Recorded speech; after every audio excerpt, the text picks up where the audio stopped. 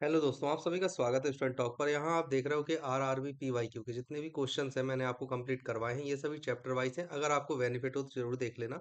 इसके अलावा physics, chemistry और बायोलॉजी के करीब 1700 क्वेश्चन मैंने करवा दिए हैं। और आप देखोगे कि फिजिक्स और केमिस्ट्री के जितने भी टाइप के क्वेश्चन बन सकते हैं और जितने भी कॉन्सेप्ट होते हैं वो सभी मैंने इन 1700 क्वेश्चन के अंदर क्लियर कर दिए हैं।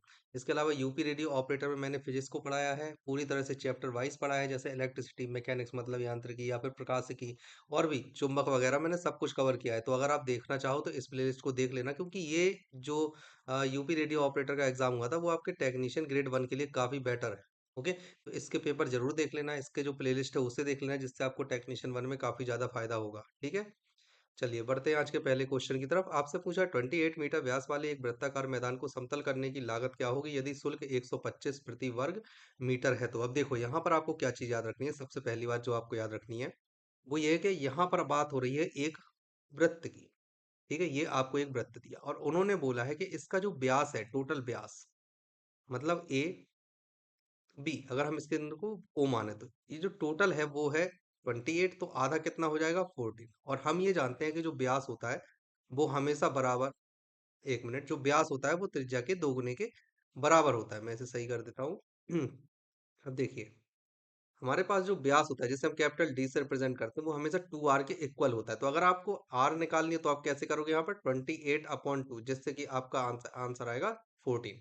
अब देखो यहाँ पर उन्होंने बोला है शुल्क को, तो शुल्क निकालने के लिए आप क्या करोगे, इस पूरे क्षेत्रफल को निकालोगे और इसमें आप मल्टीप्लाई करोगे 125 का। तो जो क्षेत्रफल होता है एरिया वृत्त का वो होता है पाई इंटू आर स्क्वायर। अगर हम पाई की बात करते हैं तो वो होता है 22/7, और अगर हम आर स्क्वायर की बात करते हैं तो वो हमने देखा 14 आया। अब अगर हमें शुल्क निकालना है तो वो हम कैसे निकालेंगे, तो जो टोटल कॉस्ट आती है, कॉस्ट हमेशा आपको याद रखनी है ए इंटू 125 आप करके निकालोगे। तो अगर आप ए की वैल्यू देखो तो 22/7 इंटू 14 और यहाँ पर 125। अब देखो इसका गुणा करना है आपको, तो 7 से इसे काटोगे, ये 2 बार में जाएगा। ठीक है, अब देखो आपको एक चीज, जब वृत्त आप सॉल्व कर रहे होते हो ना, तो एक फिगर आपको हमेशा याद रखना है 154, और ये बनता है 22/7 से। देखो ये वाली जो वैल्यू है ना, ये बहुत सारी जगहों पर आपको क्षेत्रमिति में देखने को मिलती है। तो मेरा मानना है आप 22/7 के फॉर्मेट को याद ही कर लो कि ये 154 होता है। वही चीज हम यहाँ कर रहे हैं। देखो हम इसको कैसे तोड़ेंगे, इसको हम तोड़ सकते हैं 7/2 में, और इन दोनों का हम आपस में कर देंगे मल्टीप्लाई, तो वही फिगर बन गया ना 154/4/125। ऐसा करने से ये होता है कि आपके यहाँ पर 4 बचा हो, 4 का आप आसानी से इसमें गुणा करोगे और ये हो जाएगा 500। अब 500 का गुणा जब आप इसमें करोगे तो 154 गुणे 5 जब आप करते हो तो आपके पास में निकल कर आता है 770। ठीक है, तो वैल्यू आपकी क्या आ जाएगी 770 और डबल जीरो। ठीक है, तो आंसर क्या आ जाएगा आपका 77,000 कॉस्ट। इसी तरह से आप करेंगे। ओके, चलिए अगला क्वेश्चन देखते हैं।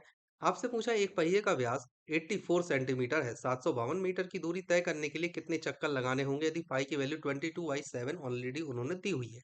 तो देखो उन्होंने आपको ये बोला है, ये कोई दो पॉइंट है बी और ए। ठीक है, यहाँ पर एक साइकिल चल रही है जिसका ये वाला एक पहिया है और इसका इन्होंने व्यास दिया हुआ है जो कि है 84।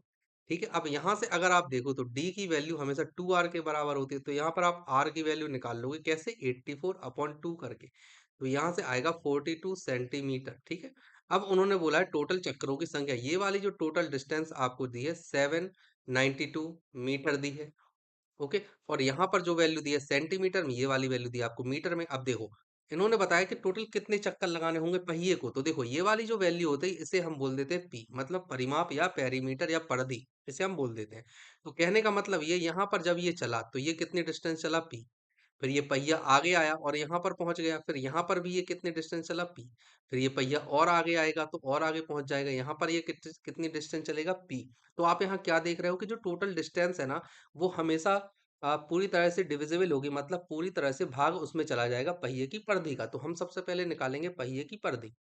ओके, और चक्रों की संख्या इक्वल टू कितना होता है, टोटल डिस्टेंस, टू की सेंटीमीटर में दिया है इसलिए हम इसे सेंटीमीटर में बदलने के लिए 100 से मल्टीप्लाई कर देते हैं, और अपॉन में हम लिखेंगे पेरीमीटर जो भी होती है परिधि, इसको हम लिख सकते हैं 2/r। इसे हम सॉल्व करेंगे, 2 गुणे इसे आप लिखना 22/7, और r की वैल्यू आप आसानी से लिख सकते हो 42। यहाँ से आप करोगे तो ये जाएगा 6 टाइम, यहाँ से आप इसे कैंसिल करोगे तो 2 टाइम, और इसे जब आप कैंसिल करोगे तो 72 टाइम। अब यहाँ पर आप ध्यान से देखना, 6 दूनी 12 दूनी 24 और 24 त्रिक होते हैं 72। ठीक है, तो यहाँ से आपका क्या क्या आंसर आ जाएगा? 300 आंसर आएगा आपका ऑप्शन बी, 300 चक्कर उसको लगाने होंगे। ठीक है, इंपॉर्टेंट है, एक अलग टाइप का क्वेश्चन है।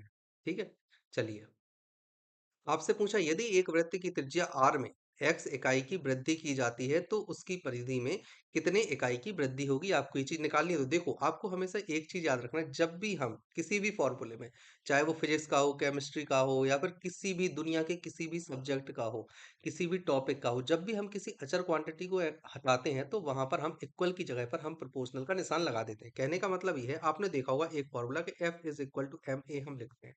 अगर आपसे बोल दिया जाए कि एम जो है कांस्टेंट है, तो जो एफ होता है वो डायरेक्टली प्रोपोर्शनल हो जाता है ए के। अगर आपसे बोला जाए ए कांस्टेंट है, तो जो एफ होता है वो डायरेक्टली प्रोपोर्शनल हो जाता है एम के। तो कहने का मतलब ये है, जब भी आप किसी कांस्टेंट या अचर वैल्यू को हटाते हो तो उसकी जगह पर हमेशा समानुपाती का निशान हम लगा देते हैं। अब यहाँ पर आपको बोला है पी इज इक्वल टू, आप देखोगे 2 पाई आर हम लिखते हैं। अब यहाँ पर जो 2 पाई की वैल्यू है वो कैसी वैल्यू है? वो है एक कांस्टेंट वैल्यू, है ना। कांस्टेंट मतलब ये एक अचर वैल्यू है। इसी की जगह पर हम क्या लगेंगे? p डायरेक्टली प्रोपोर्शनल हो जाएगा r के। अब उन्होंने r को क्या किया है? x से बढ़ा दिया है। r को उन्होंने x से बढ़ाया तो ये कितना कर दिया? r plus x. ओके, तो आपकी जो परिधि है वो कितनी बढ़ जाएगी? वो भी अगर ये x से बढ़ी है तो परिधि कितनी बढ़ जाएगी? 2 पाई x, ये बढ़ जाएगी। समझ गए? 2 पाई r प्लस 2 पाई x। तो परिधि में कितना इंक्रीमेंट आया है? 2 पाई x का इंक्रीमेंट आया है परिधि में।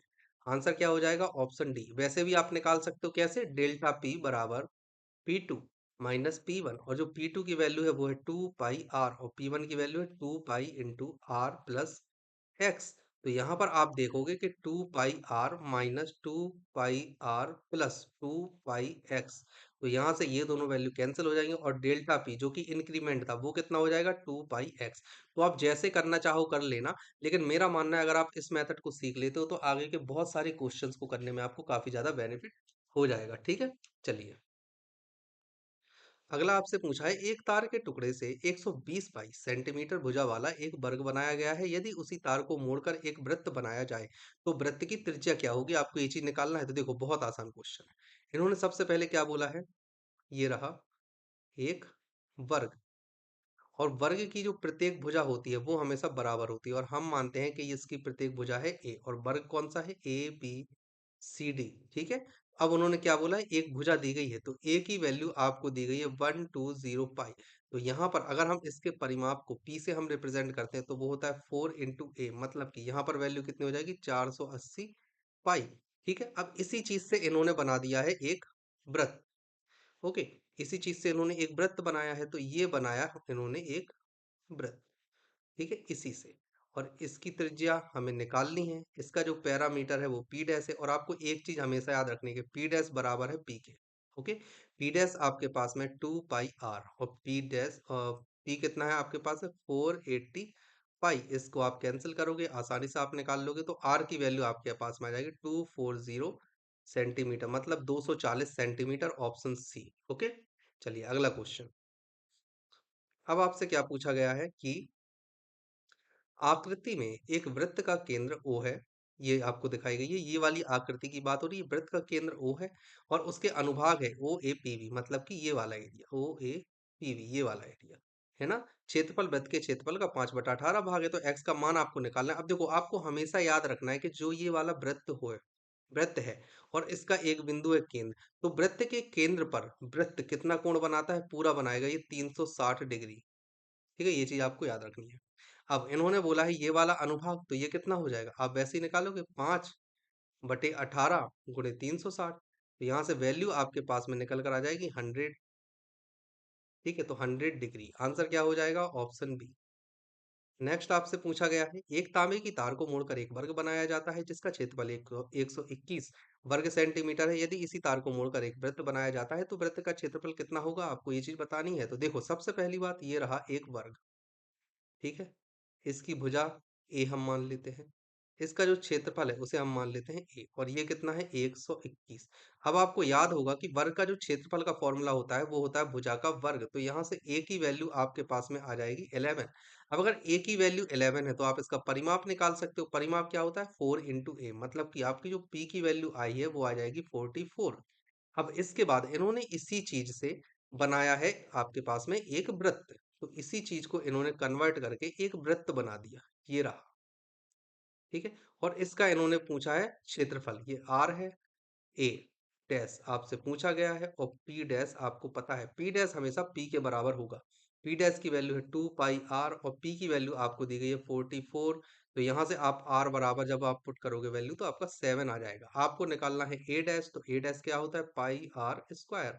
पाई की वैल्यू आपके पास में है 22/7, और आर स्क्वायर मतलब 7 × 7। और मैंने आपको क्या बताया था, 22 × 7 हमेशा आपको याद रखना है 154 सेंटीमीटर स्क्वायर। ठीक है, तो 154 कौन सा आंसर हो जाएगा, ऑप्शन ए। चलिए अगला क्वेश्चन आपसे पूछा गया है, किसी घन के किनारों की लंबाई का योग किसी वर्ग के परिमाप के 4 गुने के बराबर है। अगर घन के आयतन के संख्यात्मक मान का 1/4 वर्ग के क्षेत्रफल के संख्यात्मक मान के बराबर है, तो वर्ग की भुजा की लंबाई क्या होगी, आपको ये चीज निकालनी है। तो देखो यहाँ पर इस तरह से बनता है एक घन। ठीक है, इस तरह से ऐसे बनेगा आपके पास में एक घन। और ये जो मैं बना रहा हूं लाइनें, ये होती हैं घन की कोर, जिसे हम भुजाएं भी बोल देते हैं। और इन सभी की लंबाई क्या होती है, हमेशा बराबर होती है। आपको ये चीज याद रखनी है। ठीक है, ये सभी ए लंबाई की ही होंगी, हमने ऐसे माना है कि ये ए लंबाई की है, तो ये सभी ए लंबाई की। अब ये टोटल कितनी है, टोटल आप देख रहे हो कि संख्या में 12 है ये। वहीं अगर हम वर्ग की बात करते हैं, तो वर्ग होता है इस तरह से। ओके, और इसे हम मान लेते हैं बी। ठीक है, अब देखो, सबसे पहली चीज इन्होंने जो आपको बोली है कि घन के किनारों की लंबाई का योग, मतलब कि ये 12a किसी वर्ग के परिमाप के 4 गुने के बराबर है। इसके अगर हम परिमाप की बात करें, तो वो है 4b। तो यहाँ पर इन्होंने बोला है 4 × p, और p की वैल्यू आपके पास में 4b है, तो 12a बराबर 16b आ जाएगा। यहाँ से a की वैल्यू आपके पास में आ जाएगी 4/3 बी। ये चीज आपको याद रखनी है। ठीक है, अब अगली चीज उन्होंने क्या बोली है, घन के आयतन के संख्यात्मक मान को 1/4। तो घन के आयतन का संख्यात्मक मान मतलब घन का जो आयतन होता है, आपको ये चीज याद रखना, भी बराबर हमेशा ए क्यू से हम रिप्रेजेंट करते हैं। ठीक है, संख्यात्मक मान का 1/4, तो इन्होंने बोला है V/4 हमेशा इक्वल टू है, जैसा इन्होंने बोला है, क्षेत्रफल के संख्यात्मक मान के। किसके क्षेत्रफल के, इसके क्षेत्रफल के संख्यात्मक मान के, ए बार के।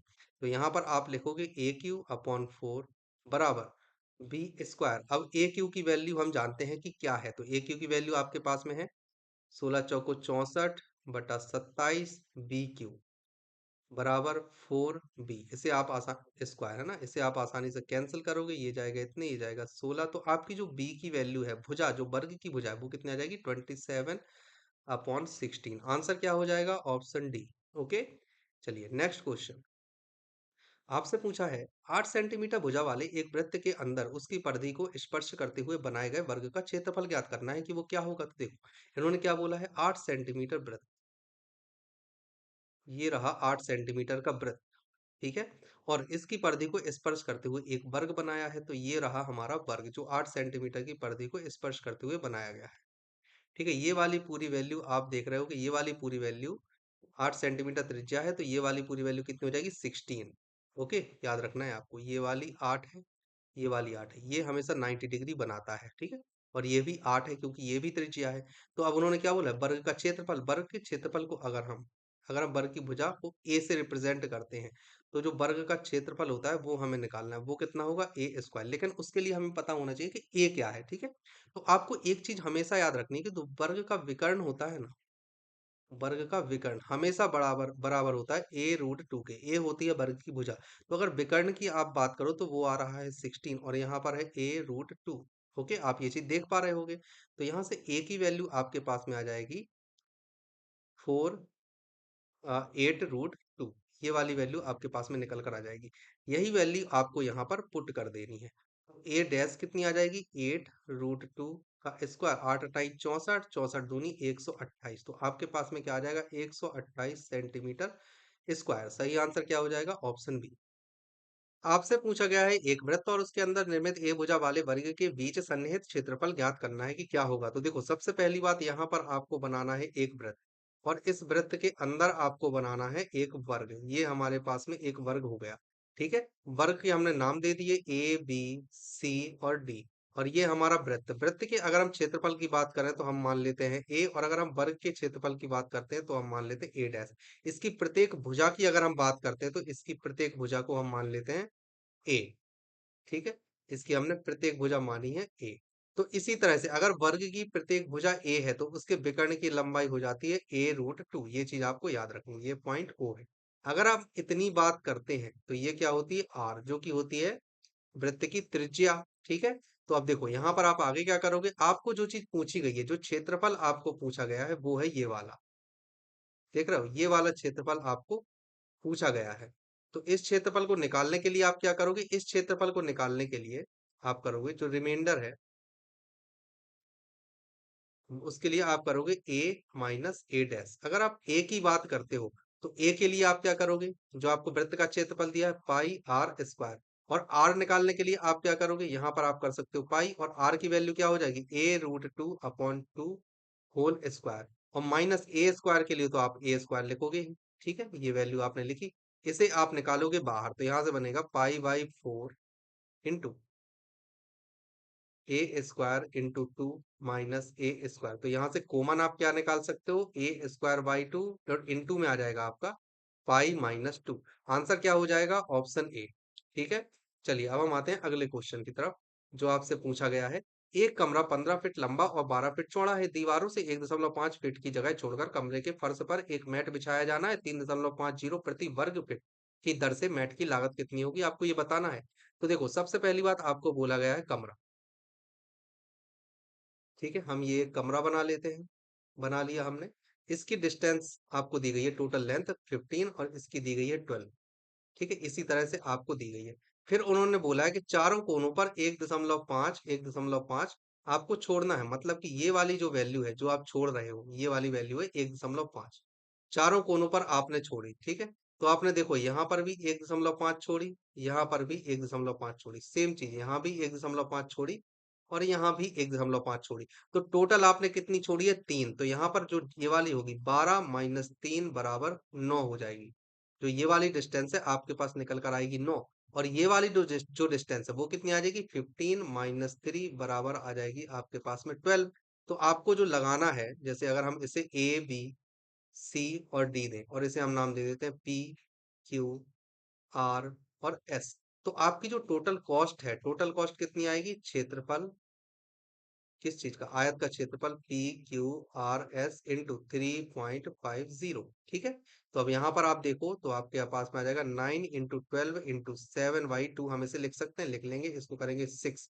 अब देखो यूनिट डिजिट से हम यहाँ सॉल्व करेंगे तो 9 छक्के 54 और 7 चौक 28। मतलब कि यूनिट डिजिट 8 आनी चाहिए। तो आपका आंसर क्या हो जाएगा, ऑप्शन बी। आंसर क्या हो जाएगा, 378।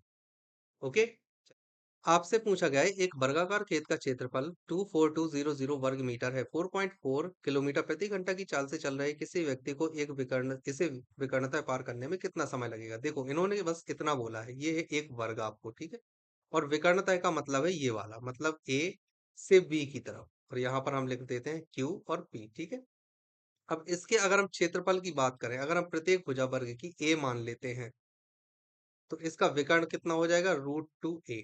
ठीक है, ये चीज आपको याद रखनी है। अब यहाँ पर क्षेत्रफल बराबर ए स्क्वायर, और जो ए स्क्वायर है उसकी वैल्यू आपको दी गई है 24200। तो यहाँ से आप ए की वैल्यू आसानी से निकाल लोगे, आधा आप करोगे तो 110 का स्क्वायर बन जाएगा और √2। ठीक है, तो ए की वैल्यू आपके पास में आ गई। अब आपको निकालना है ए बी। ए बी क्या है, √2 × A। ठीक है ना, तो इसकी वैल्यू आप निकालोगे, आपके पास में आ जाएगा 220 मीटर। अब देखो, यहाँ पर ध्यान देने वाली बात यह है कि आपको किलोमीटर प्रति घंटा में स्पीड दी गई है और ये दिया गया है आपको मीटर में। तो आप सबसे पहले यहाँ पर क्या करोगे, जो आपको टाइम निकालना है, टाइम के लिए आप करोगे डिस्टेंस अपॉन स्पीड। ठीक है, डिस्टेंस आपको दी है 220 मीटर और यहाँ पर आपको दिया गया 4.4 किलोमीटर प्रति घंटा। तो आप इसे मीटर में कन्वर्ट करने के लिए आप करोगे 5/18 का मल्टीप्लाई। 18 ऊपर चला जाएगा और ये कन्वर्ट हो जाएगा मीटर में, मीटर प्रति सेकंड में। ठीक है, इधर से आप इसे कैंसिल करना है, इनटू में 10 आएगा। इसे आप करोगे तो 2 से जाएगा 5 बार में, 2 से जाएगा 22 बार में, और फिर ये एक बार में, और फिर ये जाएगा 10 टाइम्स। ठीक है, तो अब यहाँ से आपके पास में क्या निकल कर आया कि आपके पास जो टाइम है, टाइम की वैल्यू आपके पास में निकल कर आई है 180 सेकंड। लेकिन यहाँ पर आपको दिया गया है मिनट में, तो 180 सेकंड को आप क्या लिख सकते हो, 3 मिनट। ठीक है, ये 5 से 5 में कैंसिल होगा इसलिए। ठीक है ना, तो आंसर क्या हो जाएगा? Option A 3 minute. अब देखते हैं अगला क्वेश्चन आपसे पूछा है, दो वर्गों के क्षेत्रफलों का अंतर 32 सेंटीमीटर स्क्वायर, यदि उनकी भुजा का अंतर इतने सेंटीमीटर है तो दोनों वर्गों की भुजाओं का मान आपको निकालना है कि क्या होगा। तो देखो, एक तो आप यहाँ ऑप्शन से भी कर सकते हो। ऑप्शन से आप कैसे करोगे? 6 चांग 36 और 2 दूनी 4, ये हो जाएगा आपका आंसर। ठीक है, अब इसके बाद आप यहाँ देखो तो यहाँ पर आएगा क्या? नहीं आएगा, नहीं आएगा, नहीं आएगा, नहीं आएगा, तो आंसर ये हो जाएगा। बाकी अगर आप थ्योरी से करना चाहते हो तो ऐसे आप कर सकते हो। एक आपको ये वाला वर्ग दिया है, दूसरा आपको ये वाला वर्ग दिया है। ठीक है, अब दोनों भुजाओं का अंतर आपको 4 दिया गया है, तो अगर इसकी x प्लस 4 है तो इसकी आपके पास में x होनी चाहिए। इसका क्षेत्रफल अगर a है तो इसका क्षेत्रफल a स्क्वायर होना चाहिए। इन्होंने आपको बोला है a माइनस ए डैश बराबर आपको बोला है 32। तो यहाँ से आप निकालोगे x square plus 16 minus 8x minus यहाँ पर आप लोगे एक्स स्क्वायर बराबर 32। तो यहाँ से आप इसे सॉल्व करोगे, इससे आप ये वाला कैंसिल करोगे, तो यहाँ से वैल्यू आ जाएगी 8x बराबर 16। तो x बराबर आपके पास में क्या आ जाएगी? 2। अगर x बराबर 2 है तो x प्लस 4 बराबर आपके पास में कितनी आ जाएगी? 6। तो 2 और 6 इस तरह से आ गया। ओके, चलिए अगला क्वेश्चन देखते हैं। आपसे पूछा है, एक वर्ग का परिमाप 32 मीटर और दूसरे का 24 मीटर है। उस वर्ग का विकर्ण ज्ञात कीजिए जिसका क्षेत्रफल इन दोनों वर्गों के क्षेत्रफल के बराबर है। योग होगा, आई थिंक यहाँ पर ऐसा होगा। ठीक है, देखो, अब सबसे पहली बात आपको बोला गया परिमाप ए ए ए और फिर ए। अगर इसके हम परिमाप की बात करें, पी की बात करते हैं, P1 की बात करते हैं, तो आपको दिया गया है 32। तो 4a बराबर अगर 32 है तो आप यहाँ से a निकाल सकते हो, 8 आ जाएगा। ठीक है, वहीं दूसरी तरफ आपको एक और वर्ग दिया गया है जिसका कि आपको दिया गया है 24 मीटर परिमाप, और इसकी भुजा हम मान लेते हैं कि प्रत्येक भुजा आपको b दी गई है। ठीक है, तो आप यहाँ से निकाल सकते हो। P2 बराबर आपको दिया है 24, तो यहाँ पर क्या हो जाएगा? 4b बराबर 24। तो बी की वैल्यू आपको यहाँ पर क्या दी गई है? बी की वैल्यू आपकी आ जाएगी 6। ये दोनों चीजें आपकी आ गई। अब उन्होंने बोला है उस वर्ग का विकर्ण निकालना है जिसका क्षेत्रफल इन दोनों वर्गों के क्षेत्रफल के बराबर है। या तो इसका योग होना चाहिए था, आई थिंक इसका योग होना चाहिए। तो इन दोनों वर्गों के क्षेत्रफल के योग के बराबर है ना, योग के बराबर है, आप ऐसा यहाँ लिख लेना। तो अब यहाँ पर क्या करोगे? एक तीसरा वर्ग ये रहा, इसकी भुजा x है। ठीक है, और इसका जो क्षेत्रफल है a, वो किसके बराबर है? A1 प्लस A2 के। तो क्षेत्रफल A बराबर आप यहाँ पर लिख सकते हो A1 की वैल्यू। अगर आप A1 की वैल्यू लिखोगे तो 8 का स्क्वायर, और यहाँ पर आप लिखोगे 6 का स्क्वायर। तो यहाँ से एक्स स्क्वायर बराबर आप कर सकते हो 100। तो x की वैल्यू आपके पास में आ जाएगी 10। और ये वाली वैल्यू कितनी होती है? ये वाली वैल्यू होती है √2 इंटू एक्स ए बी। ठीक है, और यही चीज आपको चाहिए थी, तो ए बी बराबर क्या हो जाएगा? 10√2। आंसर क्या हो जाएगा? 10√2, ऑप्शन डी। नेक्स्ट क्वेश्चन आपसे पूछा गया है, घन की कोरों की लंबाई का योग वर्ग के परिमाप के इतना है। यदि घन के आयतन का अंकीय मान वर्ग के क्षेत्रफल के अंकीय मान के बराबर है तो वर्ग का परिमाप आपको निकालना है। क्या होगा? बहुत ही आसान क्वेश्चन है, एक और हम इस तरह का क्वेश्चन कर चुके हैं। ठीक है, आपके लिए होमवर्क है, इसी लेक्चर में किया है, इसे आप कीजिएगा। आपसे पूछा गया है, एक 10 मीटर की भुजाओं के वर्गाकार कमरे के मध्य क्षेत्र को वर्गाकार टंकी गलीचे से और बचे हुए फर्श को ऑयल क्लॉथ से ढका जाता है। गलीचे और ऑयल क्लॉथ का क्रमशः मूल्य 15 रुपए और 6.50 प्रति वर्ग मीटर है, और उनका कुल मूल्य 1338.50 है। तो ऑयल क्लॉथ के बॉर्डर की चौड़ाई क्या है? आपको ये चीज बतानी है। तो ठीक है, देखो, यहाँ पर आपको बोला गया है एक वर्ग ये रहा। ओके, यहाँ पर आपके पास में दिया गया है एक और वर्गाकार टंकी। अगर हम इसकी भुजा को x मान लेते हैं, ठीक है, और ये वाली भुजा जो है हमारे पास में बाई बची हुई है, ये वाली पूरी हमारे पास में बाई है। ठीक है, और इसकी जो भुजा है आपको ऑलरेडी दी गई है कि 10 मीटर है। अब देखो A B C D P Q R और एस। ठीक है, अब देखो यहाँ पर आपको बोला गया है कि ए बी सी डी, इसके हम क्षेत्रफल की अगर हम बात करते हैं तो वो आपके पास में आएगा 100। वहीं अगर हम बात करते हैं पी क्यू आर एस, इसके क्षेत्रफल की अगर हम बात करते हैं तो आपके पास में आएगा एक्स स्क्वायर। तो बचा हुआ क्या क्षेत्रफल आपके पास में बचा? जो गलीचे का क्षेत्रफल बचा, अगर आप ध्यान से देखो ये रखा हुआ है ना, अगर आप ध्यान से देखते हो यहाँ पर ऑयल क्लॉथ है ना, तो ये ऑयल क्लॉथ है, ऑयल क्लॉथ। का जो क्षेत्रफल है वो कितना हो जाएगा आपके पास में 100 माइनस एक्स स्क्वायर। ये चीज आपको ध्यान रखनी है हर हाल में। अब देखो आपको जो टोटल कॉस्ट दी गई है 1338.5 इक्वल टू ये किसके होना चाहिए? सबसे पहले ये होनी चाहिए इस चीज के। एक्स स्क्वायर क्या है? टंकी गलीचा, और इसका मूल्य क्या था आपके पास में? था 15। तो इसमें आप करोगे 15 का मल्टीप्लाई प्लस, इसके बाद आप करोगे 6.50, और ये किस में करोगे? ये 100 माइनस एक्स स्क्वायर में होगा। यहाँ से आप करना 1338.5 बराबर 15 x square plus 650 minus 6.5 x square. ये चीज आपकी निकल कर आई। यहाँ से आप इसको सॉल्व करना, तो यहाँ से आपकी वैल्यू कितनी आ जाएगी? 8.5 है ना। 8.5 एक्स स्क्वायर बराबर आपके पास में आ जाएगा 688.5। ठीक है। तो यहां से आपके पास में एक्स स्क्वायर की वैल्यू 81 आएगी, और यहीं से हम निकाल लेंगे कि आपकी एक्स की वैल्यू आ गई है 9। अब अगर एक्स की वैल्यू आपके पास में 9 आ गई है, ये वाली वैल्यू अगर आपके पास में 9 आ गई है, तो आप गलीचे की आसानी से निकाल सकते हो। कैसे निकालोगे? गलीचे की जो ऑयल क्लॉथ की जो होगी, ऑयल क्लॉथ की जो लंबाई होगी वो कितनी होगी? 10 माइनस एक्स अपॉन 2। ठीक है ना, क्योंकि यहाँ पर आधा करना पड़ेगा आपको। यहाँ से जो वैल्यू ये वाली निकलेगी, तो यहाँ पर 2x की वैल्यू, 2y की वैल्यू निकल आएगी। हमें चाहिए सिंगल y की वैल्यू, तो सिंगल y की वैल्यू के लिए हमें ये करना पड़ेगा। ये y की वैल्यू है, ठीक है ना। तो यहाँ पर हम क्या करेंगे? 10 - x/2 मतलब कि यहाँ से वैल्यू आ जाएगी 10 - 9/2 मतलब कि 1/2। आंसर क्या आ जाएगा? 1/2, ऑप्शन डी। ठीक है। चलिए नेक्स्ट क्वेश्चन देखते हैं। ये वाला क्वेश्चन बहुत अच्छा क्वेश्चन है। ये वाला बहुत ही अच्छा क्वेश्चन आपसे पूछा गया है। एक वर्ग के चारों किनारों पर इस प्रकार चार समान वृत्त बनाए गए हैं कि प्रत्येक वृत्त दो अन्य वृत्तों को स्पर्श करते हैं। वृत्त के मध्य की और वृत्तों के परिमाप के बाहर का क्षेत्रफल कितना होगा यदि वृत्त की प्रत्येक भुजा की माप 28 सेंटीमीटर है? बहुत अच्छा क्वेश्चन है ना।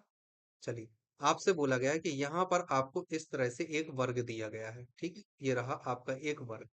फिर इन्होंने कहा है इस वर्ग को अगर हम इन मध्य बिंदुओं को मान लेते हैं, तो इन्होंने कहा है कि एक वृत्त आपने इस तरह का बनाया, ठीक है। दूसरा वृत्त फिर आपने बनाया इस तरह से जो एक दूसरे को स्पर्श कर रहा है। तीसरा वृत्त आपने बनाया फिर से स्पर्श कर रहा है, और चौथा वृत्त आपने फिर से बनाया जो कि स्पर्श कर रहा है। इसके बाद इन्होंने साफ साफ आपको बोला है कि जो ये वाली है ये है 14, क्योंकि पूरी भुजा अगर 28 है तो आधी कितनी हो जाएगी? 14 हो जाएगी। हम इसे मान लेते हैं ए, बी, सी और डी। और वृत्त में, एक मिनट, और अगर हम वृत्त में नाम देना चाहें तो हम वृत्त में भी नाम दे देते हैं। वृत्त में हम इसे मानते हैं पहला, इसे मानते हैं दूसरा, इसे तीसरा, और इसे मानते हैं हम चौथा। ये त्रिज्या खंड है। तो अगर हम क्षेत्रफल की बात करते हैं जो कि इसका क्षेत्रफल है, अगर हम इसके क्षेत्रफल की बात करें ए बराबर ए स्क्वायर, तो ए स्क्वायर मतलब 28 का स्क्वायर आपको करना होगा। तो ए की वैल्यू आपके पास में आ जाएगी 784। ये चीज आपको याद रखनी है। अब हम मानते हैं चार जो हमारे पास में त्रिज्या खंड है, चार त्रिज्या खंड का क्षेत्रफल। तो यहाँ पर 4 का मल्टीप्लाई करोगे और करोगे पाई आर स्क्वायर इंटू करोगे आप थीटा बटा 360, क्योंकि आप यहाँ देखोगे ये 90 डिग्री पर एक दूसरे को प्रतिच्छेद कर रहे हैं। आप यहाँ देख रहे हो ये और ये, तो ये वाला क्या बन रहा है? 90 डिग्री। ठीक है, ये रहा। तो इसलिए हम इधर थीटा बराबर 90 डिग्री रखेंगे। अब देखो 4 पाई की जगह पर आप रख सकते हो 22/7, त्रिज्या की जगह पर आप रखोगे 14, और थीटा की जगह पर आपको रखना है 90/360। तो आप इसे काट लोगे, 9 चौको 36 से ये वाला पूरा चला जाएगा। इसे आप कैंसिल करोगे तो ये जाएगा 2 टाइम में। फिर इसके बाद आपके पास में आया कितना? फिर से वही आंकड़ा बना 154 गुणे 4, और 154 गुणे 4 आपके पास में क्या निकल कर आता है? 4 चौको 16, तो ये आ जाएगा 616। ठीक है। आपसे पूछा क्या गया है? शेष परिमाप है ना, ये रहा। वर्ग के मध्य की ओर त्रिभुज के परिमाप बाहर का क्षेत्रफल, ये है वृत्तों के परिमाप के बाहर का क्षेत्रफल। ये रहा वृत्त और इनके बाहर का क्षेत्रफल, ये वाला। ठीक है। तो इसको आप कैसे निकालोगे? इसको निकालने के लिए आप सिंपल करोगे 784 माइनस आपको करना है 616। यहाँ से वैल्यू आपके पास में निकल कर आ जाएगी। कितनी आएगी? यहाँ से वैल्यू आपके पास में आ जाएगी 8। 14 में से 6 जाएंगे तो 8, और एक ही ऑप्शन है जिसमें 8 है, तो आ जाएगा आपका 168। ठीक है। त्रिज्या खंड आपने घटाया 90 डिग्री है, इसलिए आपने केवल 90 डिग्री का ही क्षेत्रफल लिया है। ओके। आपसे पूछा गया है एक वर्गाकार मैदान का क्षेत्रफल 31,684 वर्ग मीटर है, जिस पर जमीन से 1 2 3 4 मीटर ऊंचाई पर तार बांधा जाता है। यदि प्रत्येक तार के लिए आवश्यक लंबाई मैदान की परिधि से 5% अधिक हो, तो कितनी लंबाई के तार की आवश्यकता होगी? आपको ये चीज बतानी है। तो देखो, सबसे पहली चीज आपको यहाँ पर बोला गया है क्षेत्रफल। क्षेत्रफल होता है ए स्क्वायर, जो कि आपको दिया गया है 31684। ठीक है, अब ए की वैल्यू आपको निकालनी है। आप यहाँ से निकालोगे 31684। कैसे निकालते हैं? दो चार है तो एक तो 8 में हो सकता है, 2 में हो सकता है। यहाँ पर आप देखोगे नजदीक 324 है, और यहाँ पर आप देखोगे 289 है। लेकिन सबसे ज्यादा नजदीक है ये बजाय इसके। तो हम यहाँ पर क्या लेंगे? हम यहाँ पर लेंगे बाद वाली वैल्यू, मतलब कि 8 लेंगे। तो इधर पर 8 लेंगे और यहाँ पर हम लेंगे 17। तो ए बराबर आपके पास में क्या आ जाएगा? 178। ठीक है, अब हम निकालेंगे परिधि। क्या निकालेंगे? अब हम परिधि। परिधि के लिए हम क्या करेंगे? 4 इंटू ए।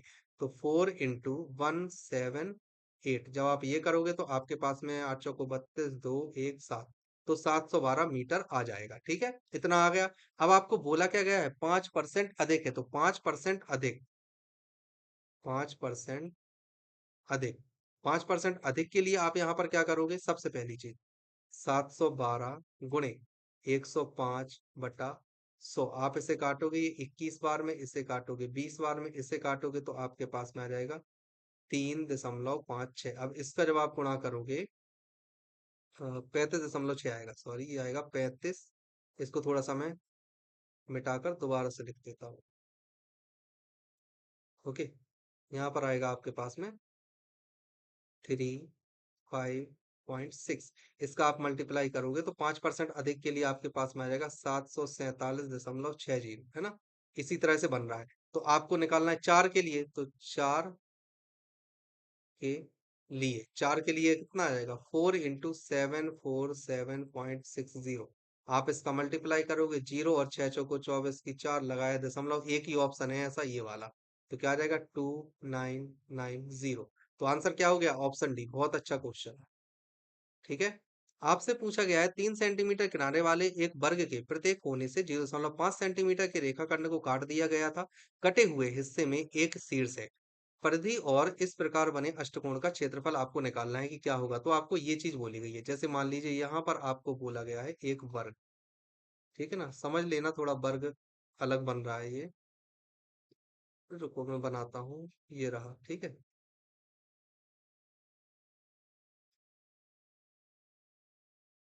ठीक है, यहाँ पर इन्होंने बोला है कि आपने 0.5 लंबाई का काट लिया। ठीक है, 0.5, मतलब ये वाला भी 0.5 है, ये भी 0.5 है, ये भी 0.5 है, ये भी 0.5 है, ये भी 0.5 है, और ये भी 0.5 है।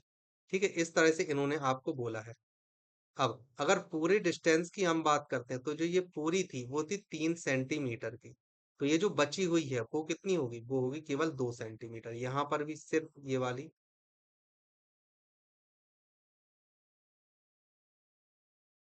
2 सेंटीमीटर होगी, ये वाली आप देखोगे ये भी 2 सेंटीमीटर होगी, ये वाली आप देखोगे तो ये भी 2 सेंटीमीटर होगी। हम इसे नाम दे देते हैं ए, B, C, D, E, F, G, H, I, J, के और एल हमने नाम दे दी। अब आपसे पूछा क्या गया है? सबसे पहली बात, आप इसे निकालोगे। इसे कैसे निकालोगे? तो एल ई निकालने के लिए आप क्या करोगे? एल ई स्क्वायर बराबर आप करोगे 1/2 का स्क्वायर प्लस 1/2 का स्क्वायर। मैंने लगाया इसमें पाइथागोरस प्रमेय। ठीक है, तो यहाँ से आपकी वैल्यू कितनी आ जाएगी? 1/4। तो यहाँ से आपकी वैल्यू आ जाएगी 1/2। मतलब कि आपका जो फाइनल आंसर आएगा एल ई बराबर, वो आ जाएगा 1/√2। ठीक है, अब आपसे पूछा गया है अष्टकोण की परिधि। तो सबसे पहले हम निकालते हैं परिधि। ठीक है, परिधि के लिए आप क्या करोगे? 2 + 1/√2 प्लस 2 + 1/√2 प्लस 2 + 1/√2 प्लस 2 + 1/√2। तो ये वाला आंसर कितना आ जाएगा? 8 + 4√2/2, मतलब 8 + 2√2। ठीक है, ये वाला। तो 8 + 2√2 केवल एक ही ऑप्शन है ये वाला जिसमें दिया है, तो आपका आंसर होगा ये। अब देखो, सेकंड चीज आपको निकालनी है क्षेत्रफल। क्षेत्रफल निकालने के लिए आप यहाँ पर क्या करोगे? क्षेत्रफल निकालोगे सबसे पहले त्रिभुज ए एल ई का। ठीक है, और ये कितना आ जाएगा? 1/2। आधार आपके पास में 1/2 है, ऊंचाई भी आपके पास में 1/2 है, तो जो क्षेत्रफल आ रहा है आपका 1/8 आ रहा है। और ऐसे आपके पास में 4 हैं, तो जो क्षेत्रफल होगा अष्टभुज का, क्षेत्रफल किस चीज का? L E F G H I J K का। तो ये क्षेत्रफल कितना होगा? टोटल होगा 3 का स्क्वायर माइनस 1/8 इंटू 4। आपको इसी तरह से ये करना होगा, है ना, 1/8 इंटू 4। तो यहाँ पर क्या आ जाएगा आपके पास में 9 माइनस 0.5। तो यहाँ से वैल्यू आ जाएगी आपकी 8.5 सेंटीमीटर स्क्वायर। ठीक है, आंसर क्या हो जाएगा, ऑप्शन डी। अच्छा क्वेश्चन था। अब हम देखते हैं अगला क्वेश्चन। आपसे पूछा है एक वर्ग के क्षेत्रफल का संख्यात्मक मान उसके प्रत्येक विकर्ण के संख्यात्मक मान के आधे के बराबर है। विकर्ण का संख्यात्मक मान क्या है, आपको ये चीज बतानी है। तो वर्ग का क्षेत्रफल का संख्यात्मक मान तो हमने ये लिखा वर्ग, ठीक है। इसकी प्रत्येक भुजा हमने मानी है कि ए है। तो इसके अगर हम क्षेत्रफल की बात करें तो वो है आपके पास में ए स्क्वायर। ठीक है, विकर्ण के संख्यात्मक मान के आधे के बराबर है। तो विकर्ण क्या था हमारे पास में, a√2। तो ये आपने बोला तो ये होगा a² अपॉन 1 बराबर a√2/2। ये चीज आपको दी गई है। ओके, तो विकर्ण के संख्यात्मक मान क्या होगा आपको ये निकालना है। तो यहाँ से सबसे पहले तो आप a निकालो। तो a बराबर आपके पास में वैल्यू आई है 1/√2। तो आपके पास में जो विकर्ण है, विकर्ण क्या आ जाएगा आपके पास में, √2 इंटू ए, मतलब कि √2 इंटू 1/√2। तो विकर्ण आपका आ जाएगा 1। ठीक है, आंसर क्या हो जाएगा, विकर्ण आपका आ जाएगा 1, ऑप्शन ए। आपसे पूछा गया है 30 बाई 22 माप के एक आयताकार पार्क में 2 मीटर चौड़े दो फुटपाथ और एक उत्तर से दक्षिण और दूसरा पश्चिम से पूर्व, और वे दोनों एक दूसरे को पार्क के मध्य में काटते हैं। यदि मार्ग बनाने की लागत 15 रुपए प्रति वर्ग मीटर हो तो मार्ग निर्माण की कुल लागत कितनी होगी, आपको ये चीज बोली गई है। ठीक है, ये है एक आयताकार पार्क। इसकी लंबाई आपको बोली गई है जो कि है 30, और इसकी लंबाई आपको बोली गई है जो कि है 22। ठीक है, यहाँ पर उन्होंने बनाना है एक मार्ग इस तरह से। ठीक है, और इसकी जो चौड़ाई है आपको बोली गई है 2, और इसकी चौड़ाई भी आपको बोली गई है 2। तो अगर हम इसकी सबसे पहले बात करते हैं ये वाले की, तो ये इसका जो क्षेत्रफल होगा वो होगा टोटल 30 इंटू 2, मतलब कि यहाँ से वैल्यू आएगी 60। और फिर हम बात करते हैं इस वाले की, तो इसका जो टोटल क्षेत्रफल होगा वो कितना होगा, 22 इंटू 2। तो यहाँ से वैल्यू आएगा आपका 44। लेकिन आप देखोगे कि ये जो बीच में क्षेत्रफल है ये वाला डबल काउंट हो गया। तो आप इसको कैसे लिखोगे, 2 इंटू 2, और ये आया है 4। तो आप क्या करोगे, टोटल कॉस्ट जो आनी है आपकी 60 प्लस 44 माइनस 4, और इसमें आप मल्टीप्लाई करोगे 15 का। तो यहाँ से आपकी वैल्यू आ जाएगी 100 इंटू 15, तो आ जाएगा आपका 1500।